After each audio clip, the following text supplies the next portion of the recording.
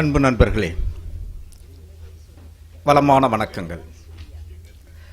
இந்த நிகழ்வுக்கு நான் பார்வையாளனாகத்தான் வந்தேன். என்னை பங்கேற்பாளனாக மாற்றியிருக்கிறார்கள். இந்த நிகழ்ச்சிக்கு நான் வர்றதுக்கு 4 பேர் பிரதானமான காரணம். ஒன்று சங்கம், இன்னொன்று கவிதை, இன்னொன்று எழுத்து, இன்னொன்று பாடல்.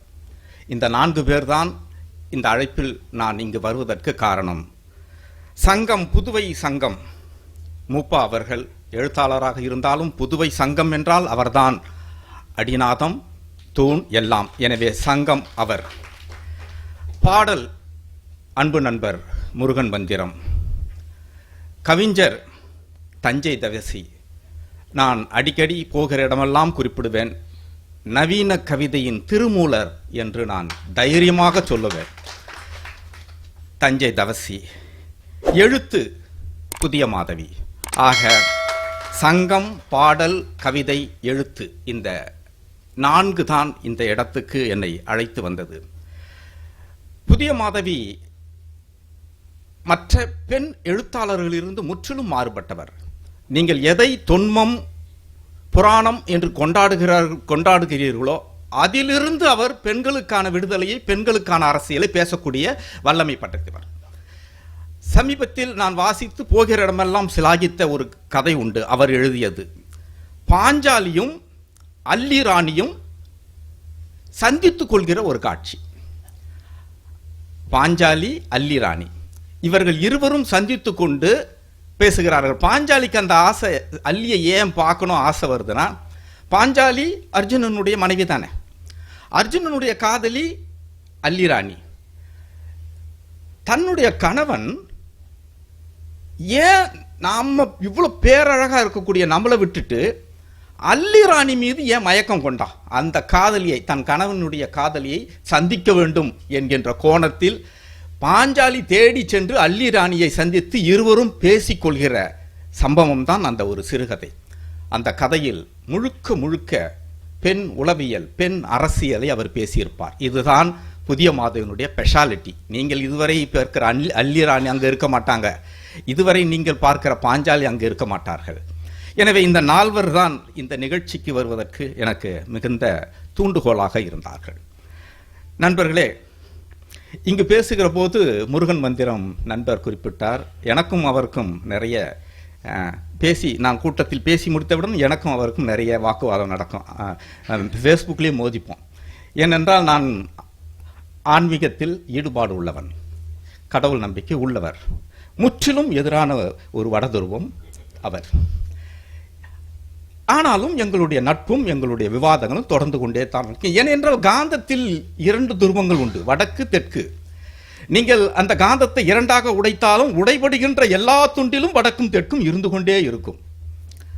அந்த வடக்கும் தெற்கும் தான் அந்த இயக்கத்தை தொடர்ந்து நடத்துகிறது என்பதாக நான் இங்கு சமாதானப்படுத்திக் கொண்டாலும் கூட ஒரு விஷயத்தை இங்கு குறிப்பிட வேண்டும். நான் வட சென்னையில் இந்த வியாசார்பாடியில் இருந்து வந்தவன்.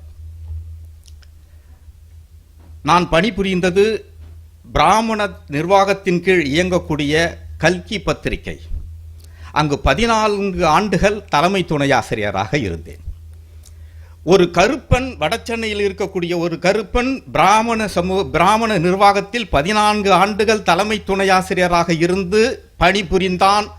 அப்படி என்றால் அதற்கு பிரதானமான காரணம் என் அறிவு மட்டுமா? இல்லை.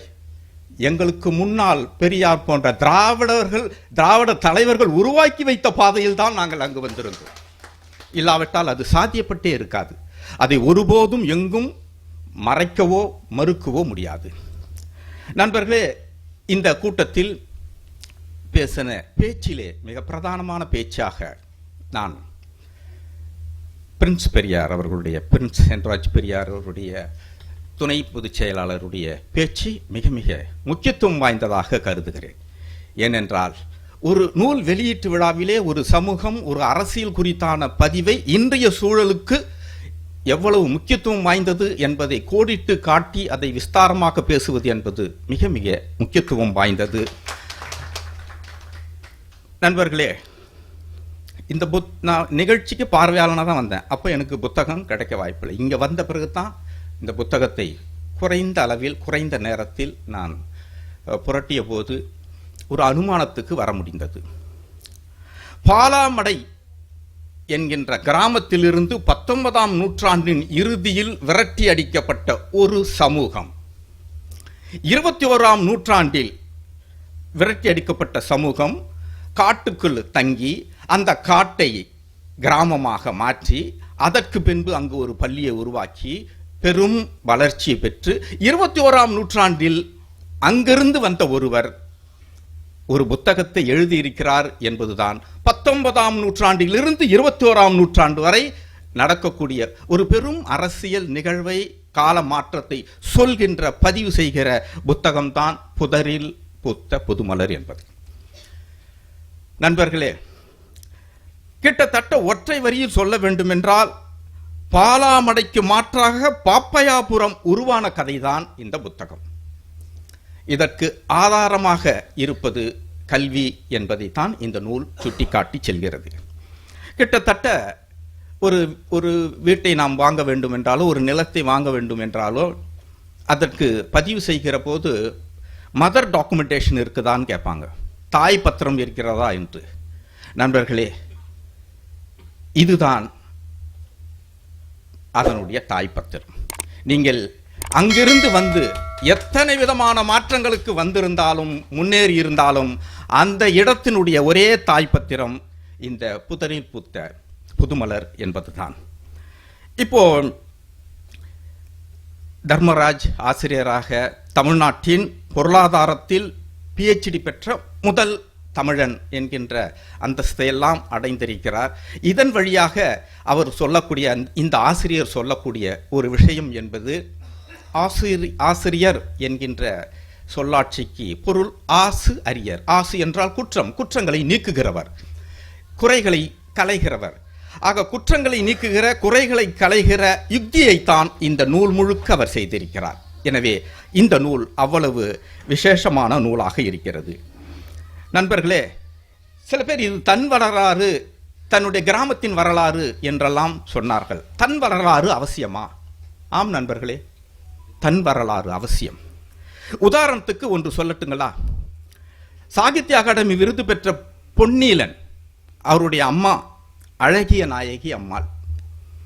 அவங்க 76லே டைரியில குறிப்பா எழுதுறாங்க, நான் எப்படி எங்கள் ஊர் எப்படி இருந்தது, நான் எப்படி வந்தேன், என் புருஷன் எப்படி இருந்தான், எனக்கு எத்தனை பிள்ளைங்க, என்னென்னலாம் இங்கே சிக்கல் இருந்தது, இவனுங்க என்னென்னலாம் பண்ணானுங்க, நான் எப்படியெல்லாம் வாழ்ந்தேன் அப்படின்னு எழுதின டைரி குறிப்பு. 76லே பொன்னியலனுடைய அம்மா எழுதின டைரி குறிப்பு தான் 98லே 20 வருடங்கள் கழித்து கவலை என்கின்ற நாவலாக வெளிவந்திருக்கிறது. எனவே ஒரு டைரி குறிப்பு என்பது டைரி குறிப்பல்ல, அது ஒரு நிலத்தினுடைய ஆவணம், அது ஒரு கல்வெட்டு. அங்கு நிலவக்கூடிய எல்லா அரசியலையும் சேர்த்து வைத்திருந்த கட்டுமானம் அது. எனவே தன் வரலாறு முக்கியம். ஏன்னா 76லே அந்த அம்மா எழுதுந்து 20 வருஷம் பொன்னியின் கையிலேயே இருந்தது. இதை எழுதலாமா, போடலாமா, போடக்கூடாதான்னு காத்திருந்து 98ல் தான் அதை 20 வருஷத்துக்கு பிறகு அது புக்கா வருது. தமிழில் இப்பொழுது நீங்கள் தவிர்க்க முடியாத நாவல்களில் கவலை என்கின்ற அழகிய நாயகி அம்மாளுடைய நாவலும் ஒன்று. இன்னொரு சின்ன உதாரணம், வைமு கோதை நாயகின் ஒரு அம்மா. அவங்களுக்கு தமிழ் எழுத தெரியாது, படிக்க தெரியாது. எழுத தெரியாது, படிக்க தெரியாது இருந்தாலும் அவங்களுக்கு எழுதணும்னு ஆசை, கதை எழுதணும், நாவல் எழுதணும் ஆசை. பக்கத்து வீட்டில் இருக்கிற பட்டம்மா, அவங்களுக்கு எழுத படிக்க தெரியும். பட்டம்மாவை கூப்பிட்டு, எனக்கு ரொம்ப ஆசையாக இருக்குடி, நான் சொல்கிறதெல்லாம் நீ எழுதுறியா அப்படின்னு சொல்லி வைமு கோதை நாயகி அம்மாள் சொல்ல சொல்ல பட்டம்மாள் எழுதி 1924 முதல் நாவல் வருதுங்க. அதற்கு பிறகு தமிழை படித்து சுமார் 125 நாவல்களை எழுதியிருக்கிறாள் வைமு கோதை நாயகி அம்மா. ஏன் எழுத படிக்க தெரியாத ஒரு அம்மாவுக்கு எழுதணும்னு ஏங்க அப்படி ஒரு ஆசை வந்தது? பொன்னியினுடைய அம்மா தன்னுடைய வரலாற்றை எழுதி வைக்க வேண்டும் டைரியில்னு ஏங்க தோணுச்சு? ஏனென்றால் நம்மளுடைய வரலாறு தான் நம்மளுடைய பிள்ளைகளுக்கு, நம்மளுடைய சந்ததிகளுக்கு, நம் இனத்துக்கான கல்வெட்டு. அதை ஒருபோதும் எங்கும் நாம் தவறவிடக்கூடாது என்பதுதான் வைமு கோதை நாயகி அம்மாளும் சொன்னார்கள், அழகிய நாயகி அம்மாளும் சொன்னார்கள், இப்பொழுது சு தர்மராஜ் ஐயாவும் அதைத்தான் சொல்கிறார்கள். அதனுடைய தொடர்ச்சியாகத்தான் இந்த பணி இந்த நூலில் வந்திருக்கிறது. இந்த நூலிலே கல்விதான் பிரதானமாக காட்டப்பட்டிருக்கிறது. கல்வியால் தான் அங்கிருந்து வெளிவந்தவர்கள் எப்படி விஸ்தாரமான பெரும் ஆளுமையாக மாறியிருக்கிறார்கள் என்பதைத்தான் அவர் சுட்டி காட்டுகிறார். கல்விதான் கவசம், கல்விதான் வாள் என்பதை இந்த நூல் சுட்டி காட்டுகிறது. நண்பர்களே, இந்த நூலிலே 1938 இவர்கள் ஒரு கல்வி சாலையை ஆரம்பிக்கிறார்கள். அதற்கு பேரு ஓம் பிரகாச வாலிபர் சங்க கல்வி சாலையாக அது ஆரம்பிக்கிறது. நண்பர்களே, டக்குன்னு நம்மளுக்கு ஒரு புத்தி வருது இல்லை, ஓம் ஓம் அடடா, அந்த காலத்தில் யாரோ ஒரு சாமியார் இருந்திருப்பான் பொழுது, அவன் தான் வந்து கில்லடியா ஒரு கல்வி சாலைக்கே பேர் வைக்கிற அளவுக்கு முக்கியமான ஓம் பிரகாசம் யாரோ இருந்திருக்கான் பொழுது அப்படின்னு ஐயா கிட்ட கேட்டா, அப்படியெல்லாம் ஆள்லாம் கிடையாது, ஓம் பிரகாசம்னு ஒருத்தனம் கிடையாது. ஓம் என்பது பௌத்தத்தில் இருந்து வந்தது. ஓம் என்கின்ற சொல் பௌத்தத்தில் ஏற்கனவே ஓம் என்கின்ற சொல் இருக்கிறது. அது அகப்பயணத்தை குறிக்கிற சொல் ஓம் என்பது. பிரகாசம் என்பது நபர் அல்ல, பொலிவு, பயணம், வெளிச்சம். ஆக அகப்பயணத்துக்கான ஒரு பிரகாசமான வெளிச்சமான விஷயத்தை தரக்கூடிய சங்கம் இது என்பதன் அடையாளமாகத்தான் ஓம் பிரகாச. ஆக நாம் நபராக நம்பிக்கொண்டிருப்பது அபத்தம்.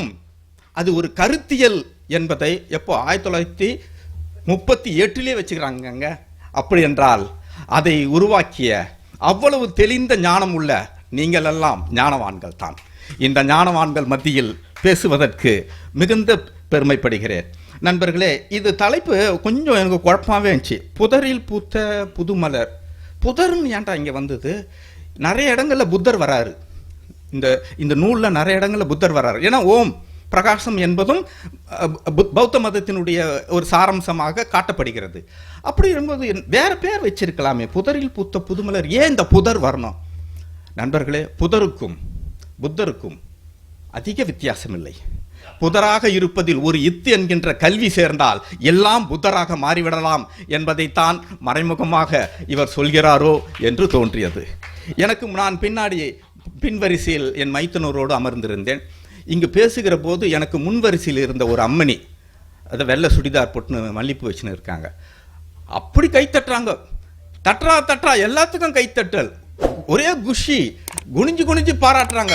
நான் அவங்களையே தான் பார்த்துக்கிட்டு இருக்கேன். நண்பர்களே, நம்மளுடைய குடும்ப உறுப்பினர்களை, நம்மளுடைய உறவுகளை நாம் எப்பொழுது கொண்டாடுகிறோமோ அப்பொழுதுதான் நம் சமூகம் உருப்படும். இதுவரை உருப்படவே உருப்படாது.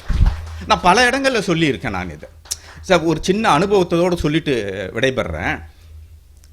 நான் மாதம் ஃபுல்லாக கிட்டத்தட்ட சனி ஞாயிறு முழுக்க ஒவ்வொரு டிஸ்ட்ரிக்டும் கூட்டத்துக்கு போய்கிடுவேன், பேசுறதுக்கு போயிடுவேன், இலக்கிய கூட்டங்களுக்கு. ஏனென்றால் பேச்சாளன், எழுத்தாளன், பத்திரிகையாளன்ற அடைமொழியெல்லாம் இருக்கிறதால நம்மளுக்கு நிறைய கூப்பிடுவாங்க. தொடர்ந்து போய்கிட்டே இருப்பேன். அப்போ ஒரு மாதம் மட்டும் கூட்டம் இல்லை எனக்கு. அது நான் ஃபேஸ்புக்கில் போடுவேன், இந்த 4 வாரங்கள் இந்தந்த ஊர்லாம் நான் இருப்பேன். எது இந்த சித்த வைத்தியம் போகிற மாதிரி தான். அப்போ ஒரு தோழி, என்னுடைய நண்பன் ஒருத்தன், அவனுடைய மனைவி ஃபோன் பண்ணாங்க. ஃபோன் பண்ணி, அண்ணா நீங்கள் இந்த ஞாயிற்றுக்கிழமை எங்கேயுமே கூட்டம் போகலையாமே அப்படின்னாங்க. இல்லைம்மா, எந்த கூட்டம் இல்லைம்மா இந்த ஞாயிற்றுக்கிழமை. இன்னைக்கு அப்போ அந்த ஞாயிற்றுக்கிழமை வீட்டுக்கு சாப்பிட வரீங்களா? என்னடா அது? சாப்பிட வரேம்மா அப்படின்னு. சரின்னு நான் அவனுக்கு ஃபோன் பண்ணுறேன். மச்சான், என்னடா அவங்க சம்சாரம் கூப்பிட்டாங்கடா, என்னை சாப்பிட கூப்பிட்டுருக்காங்க, வர சொல்லியிருக்காங்க, வந்துடுறேன்டா. சரி மச்சான், வந்துடு மச்சான். அவன் சார் ஞாயிற்றுக்கிழமை போனேன் சார். நான் அசைவ பிரியன், கடுமையான அசைவ பிரியன். அப்போ உட்கார்றேன், மத்தி மீன் குழம்பு, நண்டு தொக்கு, அன்னாச்சி பழம் ரசம் சார், செம. ஐயோ, நான் சாப்பிட்டுக்கிட்டே இருக்கிறேன். என் மச்சான் அவன் தான் இருக்கான் பக்கத்தில், அவங்க மனைவி பரிமாறிக்கிட்டே இருக்கிறாங்க. நான் எடுக்கிறப்பே சொல்கிறேன், அடாடா புளிப்பும் காரமும் சமமாக 50-50 கலந்துருக்குமா அந்த மீன் குழம்பு அப்படின்றேன். அது மீன் சாப்பிட்றது ஒன்று நண்டை உடைக்கிறப்பமா இந்த மிளகு உதடெல்லாம் எரியுது, உதடு எரிஞ்சாதாம்மா அந்த நண்டு, இல்லைன்னா அது நண்டே இல்லை, அது துண்டு சொல்லிக்கிட்டே நான் சாப்பிட்டுக்கிட்டே இருக்கேன். அவங்க சாப்பிடுங்க நான் பக்கத்தில் இருக்கான் பாரு என் மச்சான், அதான் அந்த அம்மனியுடைய புருஷன், அவன் பாட்டுன்னு சாப்பிட்றான். சாப்பிட்டு முடிக்கிறப்ப கேட்டேன், ஏம்மா என்னத்துக்கு எனக்கு பிடிச்ச ஐட்டமா எடுத்தாந்து சமைச்சிருக்க, கரெக்டாக இன்னைக்கு என்னை கூப்பிட்டு கண்டிப்பாக வாங்கன்னு வேற கூப்பிட்டுருக்க, என்ன விசேஷம் அப்படின்னா, ஒன்றும் இல்லைண்ணா, உங்களை மாதிரி தான் இவரும் 4 வாரம் வெளியூருக்கு போயிட்டு இருந்தார், இன்னைக்கு தான் இங்கே வந்தார், அவருக்கு வாய்க்கு ருசியாக செஞ்சு போடணும்னு கூப்பிட்டேன். சரிம்மா, அவனுக்கு செஞ்சு போடுற, என்னை எதுக்கு கட்டாயம் கூப்பிட்ட? இல்லைண்ணா, அவர் சாப்பிட்றப்ப எருமாடு மாதிரி அமைதியாக சாப்பிடுவார்,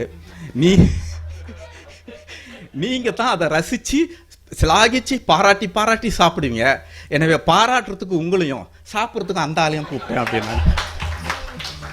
நண்பர்களே, நம்மளுடைய மிகப்பெரிய கோளாறு எங்க இருக்குதுன்னா, பாராட்டை வீட்டிலிருந்தே நாம் தொடங்குவதில்லை.